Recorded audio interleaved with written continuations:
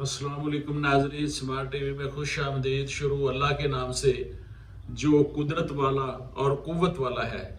नाज़रीन, इसराइल और हमास के दरमियान लड़ाई जारी है। अब तक इसराइल में तकरीबन 800 जबकि गज़ा में 500 से ज़ायद अमवात हो चुकी हैं। इसराइल की फ़ौज ने पीर के रोज़ दावा किया कि उसने गज़ा में हमास के इस्लामी जिहाद के सैकड़ों ठिकानों को निशाना बनाया है।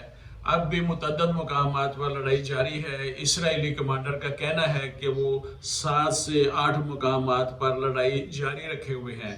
इस सतह पर अक़वाम मुत्तहिदा की सिक्योरिटी काउंसिल का अजलास बंद कमरे में हुआ और हमेशा की तरह ये अजलास किसी नतीजे पर पहुंचे बगैर ख़त्म हो गया।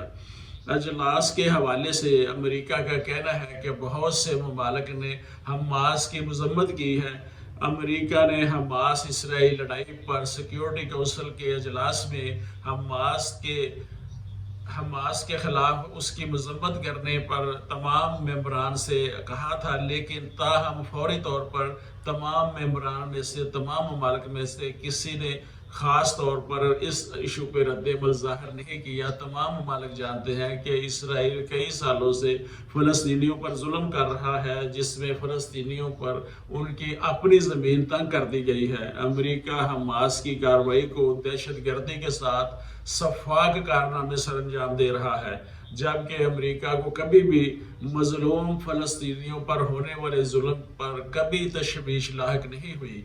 अक़वाम मुत्तहिदा में रूसी सफ़ीर ने खबर एजेंसी एसोसिएटेड प्रेस से गुफ्तगू करते हुए कहा कि सिक्योरिटी काउंसिल के अजलास में अमेरिका ने यह कहने की कोशिश की है कि हमास के हमलों की रूस मज़म्मत नहीं कर रहा, लेकिन ये बात दुरुस्त नहीं। हमने शहरियों पर होने वाले तमाम हमलों की मज़म्मत की है।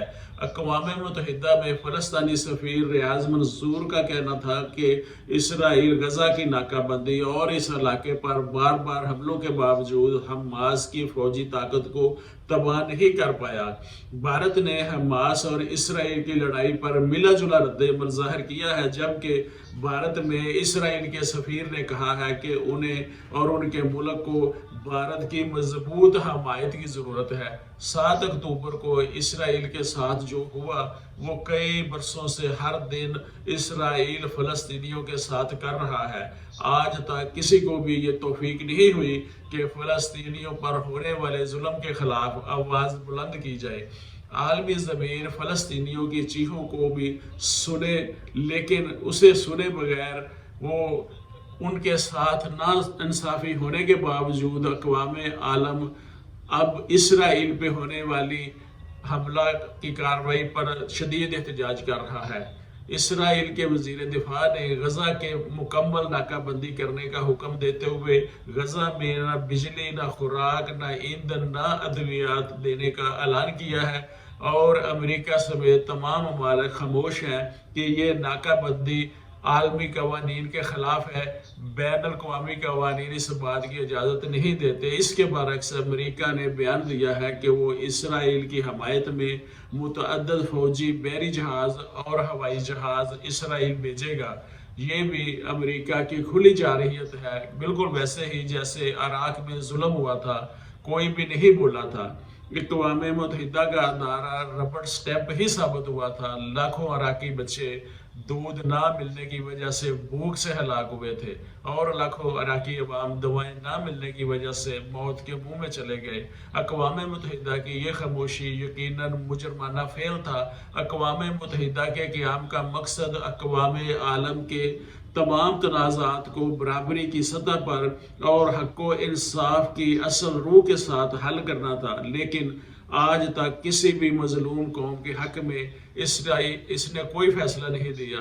अब भी इसराइल के वज़ीर दिफा के बयान पर अक़वाम मुत्तहिदा भी खामोश है, जिसमें कहा गया है कि गज़ा में ना बिजली, ना गैस, ना ईंधन, ना दवाइयाँ जाने दी जाएगी।